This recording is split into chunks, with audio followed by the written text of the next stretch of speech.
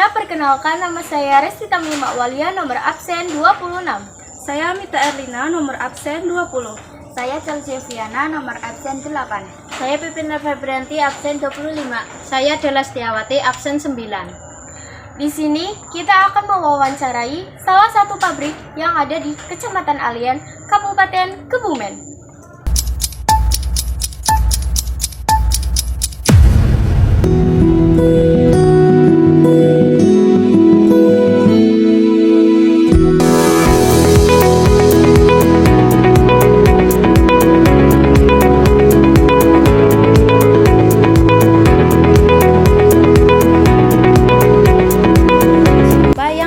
Target dari usaha pabrik tahu ini?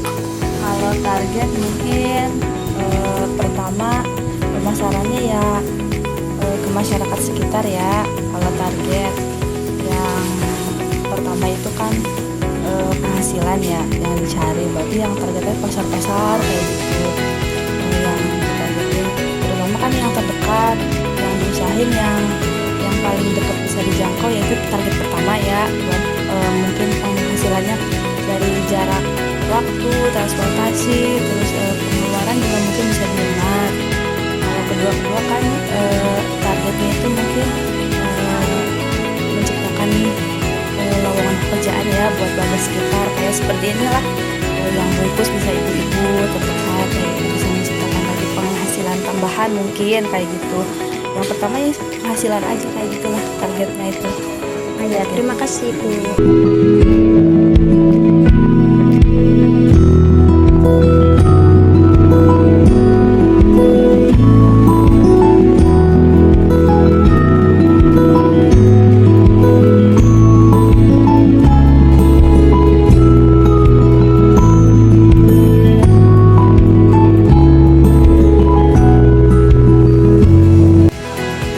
Bahan baku apa yang digunakan untuk membuat tahu?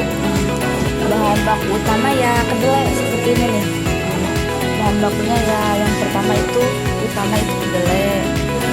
Jadi nggak ada campuran sama sekali, mungkin dari bahan yang utama. Mungkin dari yang itunya air juga ada. Terus yang ke situ-situnya ya udah aja. Kayak yang bahan utama kedelai dibantu sama air mungkin. Terus yang proses ke buat menjadi tahunya paling ada dikasih garam kayak kunir kayak gitu, nggak ada bahan-bahan pengawet sama sekali kayak gitu. Terima kasih. Kapan berdirinya pabrik tahu ini? Mungkin pabrik tahu yang di sini itu berdiri sekitar tahun 2019,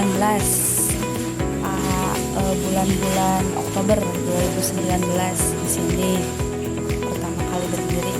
Berarti ya udah lumayan sekitar 6 tahun ya. Selama 6 tahun itu ada kendala atau? Banyak. Kalau bicara kendala pasti ada, cuman ya alhamdulillah bisa diatasi. Seperti ya istilahnya kalau itu omset pasar yang menurun kayak gitu, jadi mungkin pengguna harus perbaikin lagi. Terus kan kalau tahu istilahnya air yang digunakan banyak ya. Kalau pada saat musim kemarau airnya kualitasnya kurang bagus, mungkin kendalanya seperti itu. Tapi alhamdulillah sampai 6 tahun ini bisa diatasi ya. Tapi kalau masalah kedelainya selama pertama berdiri sampai sekarang apa ada masalah? Kalau kedelai sih kan sama kayak itu ya, ada banyak mereknya kayak gitu. Mungkin diatasinya kalau misalkan kedelai merek ini kualitasnya kurang baik ya berganti ke kedelai yang lain. Mungkin seperti itu kalau masalahnya di kedelai bisa diatasi kalau itu. Ya, terima kasih Bu. Bagaimana proses pengolahan tahu? Ya, dari pertama itu kan kedelainya itu kalau di sini kan misalkan ditimbang jadi 10 kilo, udah 10 kilo itu direndam, itu kan minimal itu direndam kedelai itu 3 jaman lah, direndam dulu. Udah direndam baru digiling istilahnya lah itu. Nanti kan keluar itu kayak semacam ampas kayak gitu kan. Nah itu disaring lagi, jadi ampasnya dibuang. Terus yang sari-sari yang kayak apa sih dibikin tahu, yang kayak sarinya itu yang udah itu dibikin tahu dicetak kayak gitu.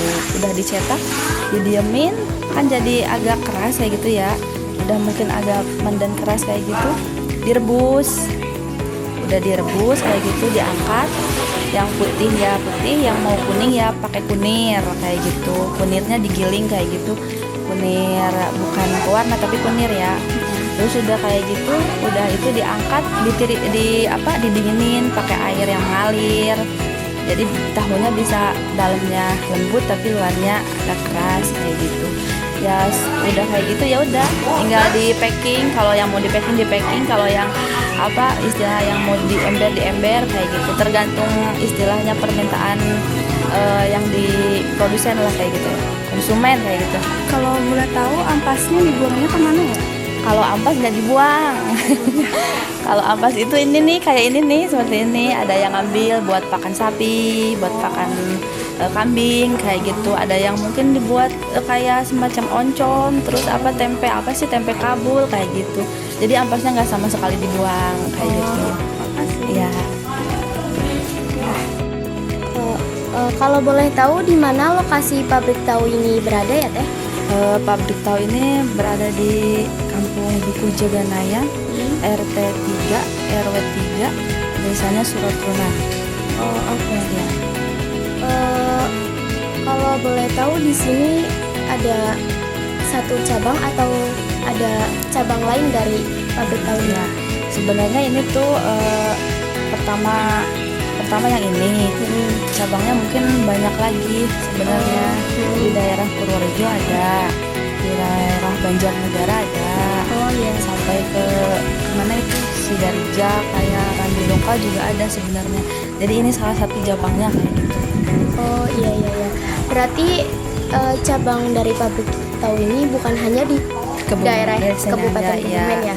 Jadi menyebar ke berbagai kecamatan kayak gitu. Pokoknya di sekitaran daerah Jawa Tengah lah. Oh iya.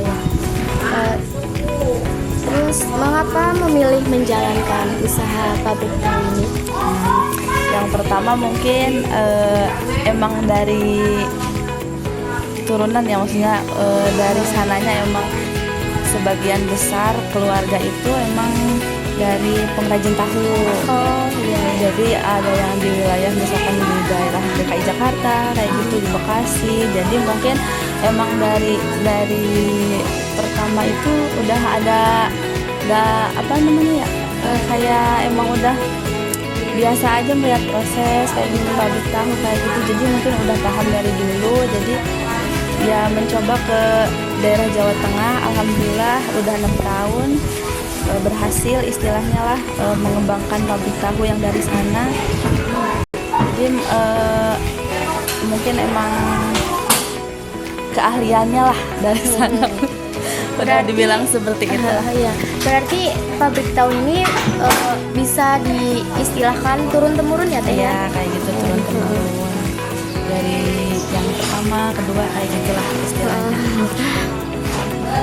Terus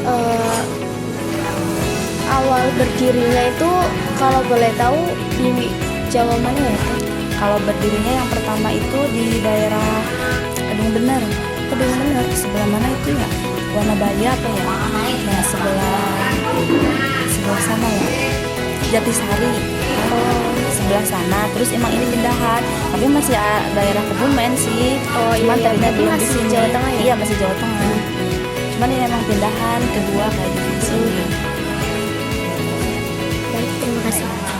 Sekian wawancara dari kelompok kami. Wassalamualaikum warahmatullahi wabarakatuh.